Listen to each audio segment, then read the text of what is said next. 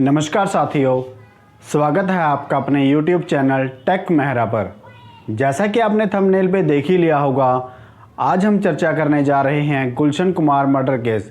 इसके साथ साथ आज हम जानेंगे प्रत्यर्पण संधि के बारे में, जिसे एक्स्ट्राडिशनल ट्रीटी भी कहते हैं। प्रत्यर्पण संधि दो देशों के बीच में होती है और कई बार इसके ना होने के कारण दोषियों को सज़ा भी नहीं होती। इस संधि के बारे में चर्चा करने का कारण, क्योंकि आज हम जिस केस के बारे में चर्चा करने जा रहे हैं उस केस में भी मुख्य आरोपी को आज तक कोई सज़ा नहीं हुई है। क्या थी घटना, क्या था पूरा मामला, चलिए देखते हैं। साथियों, जिन्हें आप देख पा रहे हैं यही हैं गुलशन कुमार। 1980 के दशक में धार्मिक गीत गाने के लिए बड़े ही फेमस हुए। इतने फेमस हुए कि इनके द्वारा गाए गीत आज भी बड़ी ही लोकप्रियता से सुने जाते हैं। इन्होंने भक्ति संगीत को बॉलीवुड की तर्ज पर गाया। बॉलीवुड की तर्ज पर गाते गाते एक कंपनी का निर्माण किया जिसे आप टी सीरीज के नाम से जानते हैं, या यूँ कहिए गुलशन कुमार टी सीरीज के मालिक हुआ करते थे। थोड़ा और पीछे चलते हैं। बात है 1970 की। इनके पिताजी की दिल्ली में जूस की दुकान हुआ करती थी और गुलशन भी दुकान में पिताजी की सहायता किया करते थे। अक्सर हम देखते हैं जूस की दुकानों पर धार्मिक संगीत चलता रहता है या बॉलीवुड संगीत चलता रहता है। इनकी दुकान पर भी धार्मिक संगीत चलता रहता था और गुलशन की रुचि धार्मिक संगीत में बढ़ रही थी। इन्होंने काम को थोड़ा बड़ा करते हुए कैसेट की दुकान खोल ली। धीरे धीरे गुलशन भी गाने लगे। अपने गाए गीतों की कैसेट गुलशन मार्केट में बेचने लगे और मार्केट में इनकी कैसेट बहुत चलने लगी। कारोबार फैलने लगा। कारोबार इतना फैलने लगा कि दिल्ली से मुंबई शिफ्ट होना पड़ा। मुंबई जाकर इन्होंने फिल्मी गानों के प्रोडक्शन का काम शुरू किया। वह भी बहुत चल पड़ा। टी सीरीज अपने सस्ते प्रोडक्ट के लिए जाना जाता था और लोगों में बड़ा लोकप्रिय हुआ। धीरे धीरे फिल्मों के ऑफर भी आने लगे।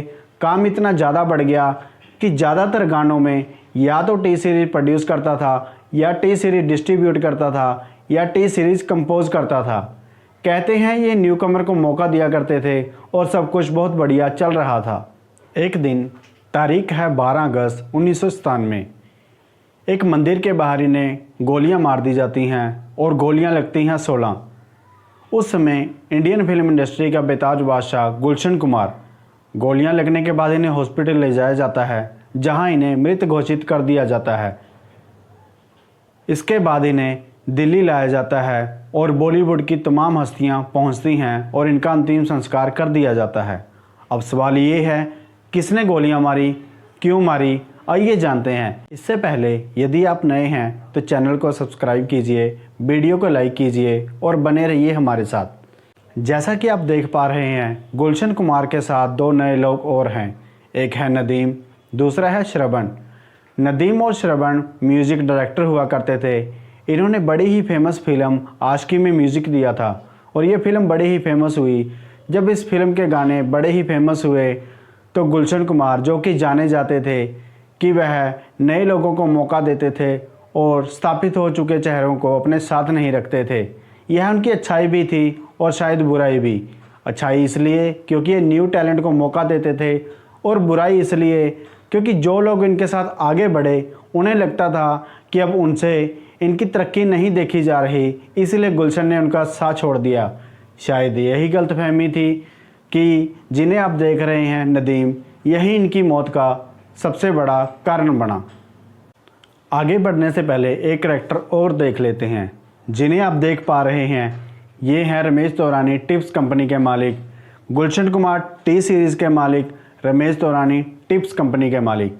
कहते हैं जब टी सीरीज मार्केट में सफलता की ऊंचाइयों को छू रही थी तब टिप्स को ही टक्कर देकर आगे बढ़ी थी। कहते हैं रमेश तौरानी से इनकी सफलता देखी नहीं जा रही थी।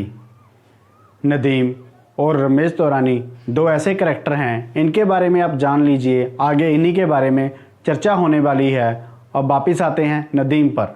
हुआ ये, जब नदीम और श्रवण ने देखा कि गुलशन कुमार उनकी सहायता नहीं कर रहे, तब उन्होंने गुलशन पर दबाव बनाना शुरू कर दिया और दबाव में आकर टी सीरीज़ को कुछ गाने प्रमोट करने पड़े।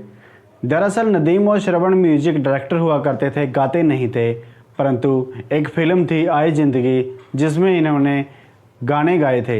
ये गाने अच्छे नहीं थे, परंतु दबाव में टी सीरीज़ को प्रमोट करने पड़े। परंतु गुलशन ने इन्हें साफ मना कर दिया था कि आप अच्छे डायरेक्टर हो, अच्छे सिंगर नहीं, आपकी आवाज़ लोगों को नहीं पसंद। परंतु नदीम नहीं माना। अब हुआ ये, नदीम ने गुलशन पर दबाव बनाने के लिए अंडरवर्ल्ड की सहायता ली। अंडरवर्ल्ड मतलब दाऊद इब्राहिम। नदीम ने दाऊद इब्राहिम से कांटेक्ट किया कि गुलशन पर दबाव क्रिएट किया जाए कि वह मेरे गाने प्रमोट करे, अदरवाइज़ जान से मारने की धमकी दी जाए। दाऊद इब्राहिम को यह काम छोटा लगा और उसने अपने एक गुर्गे जिसका नाम है अब्बू सलीम को यह काम सौंपा। 5 अगस्त 1997 को गुलशन कुमार के फ़ोन पर अब्बू सलीम का फ़ोन आता है। अब्बू सलीम कहता है कि तुम्हें नदीम के गाने को प्रमोट करना है और अपनी सुरक्षा के लिए 10 करोड़ रुपए हमें ट्रांसफ़र करने हैं। जब यह वाक़या होता है तब गुलशन के भाई किशन कुमार भी वहीं पर होते हैं। 5 अगस्त के बाद 8 अगस्त को गुलशन कुमार के पास फिर से फ़ोन आता है। अब्बू सलीम कहता है कि तुम अभी तक डरे भी नहीं, मैंने तुम्हें फ़ोन किया था, ना ही तुमने नदीम को प्रमोट किया है, ना ही तुमने पैसे दिए हैं। इससे अब्बू सलीम को लगता है कि गुलशन कुमार को अंडरवर्ल्ड का डर नहीं है। इसी बीच जिसे आप देख पा रहे हैं ये व्यक्ति है अब्दुल राऊफ मर्चेंट। इसके द्वारा गुलशन कुमार को गोलियां मारी जाती हैं। कौन है ये अब्दुल राऊफ मर्चेंट? ये वही व्यक्ति है जिसे गुलशन को मारने के लिए अब्बू सलीम द्वारा ठेका दिया गया था। यह एक सुपारी किलर था। तब इसे पैसे किसने दिए थे? क्योंकि गुलशन ने तो पैसे नहीं दिए थे। क्या नदीम ने पैसे दिए? नदीम ने भी पैसे नहीं दिए।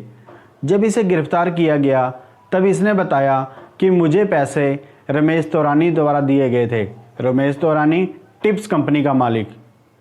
यानी कि गुलशन को मारने के लिए अंडरवर्ल्ड जुड़ा हुआ था, नदीम जुड़ा हुआ था और ये सभी मिलकर गुलशन कुमार को मारना चाहते थे और इसके लिए इन्होंने सुपारी किलर को ठेका दिया था जो वर्तमान में जेल में है।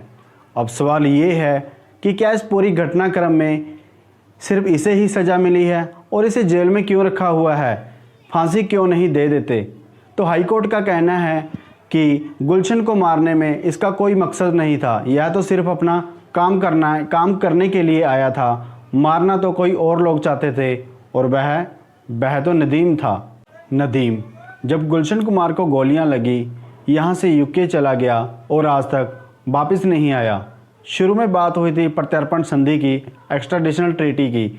इसी के कारण उसे वापस नहीं लाया जा सका क्योंकि उसके खिलाफ एक ही गवाही थी, गुलशन कुमार के भाई किशन कुमार की। जब अब्बू सलीम का फ़ोन गुलशन कुमार के फ़ोन पर आया था, किशन कुमार वहीं थे और उन्होंने नदीम का नाम लिया था। इसके साथ साथ अब्दुल राऊफ मर्चेंट ने भी यह कहा था कि जब गुलशन कुमार को मारने की प्लानिंग चल रही थी तब नदीम वहीं पे प्रेजेंट था। इन गवाहों को पर्याप्त नहीं माना गया और आज तक नदीम फरार है। अब अगला नाम है अब्बू सलीम। थोड़ा अब्बू सलीम के बारे में देख लेते हैं। अब्बू सलीम दाऊद इब्राहिम का ही चेला हुआ करता था।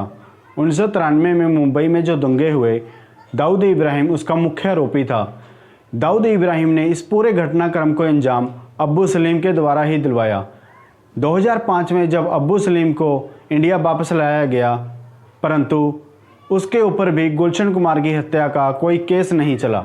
जब पुर्तगाल से अब्बू सलीम को लाया जा रहा था तब उन्होंने भारतीय सुरक्षा एजेंसी से पूछा कि आप इन्हें क्यों ले जा रहे हैं। तब इन्होंने जवाब दिया कि सर, यह मुंबई दंगों का मुख्य आरोपी है। लेकिन उस समय एफिडेविट में यह देना भूल गए कि यह गुलशन कुमार की हत्या का भी आरोपी है।